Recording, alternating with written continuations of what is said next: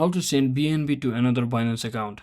So hello guys, welcome back to my YouTube channel. In this video I'll be discussing about how to send BNB to another Binance account.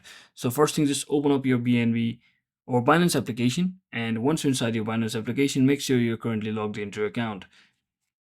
And so once you log into your Binance account, you can just head over to your wallet section from the bottom right corner of your screen, or if you don't see that, you can just press on the wallet section from any of your screen.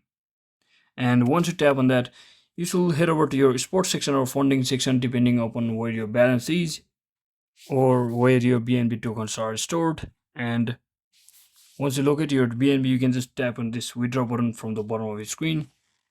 And when you click on withdraw, just make sure to select this second option, that is send via email, phone or ID.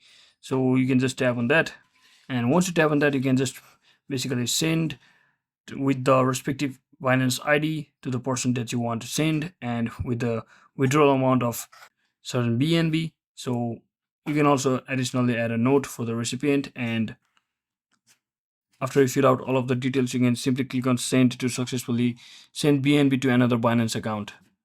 So that's it for today guys. Thanks for watching. Don't forget to like and subscribe. See you on the next one.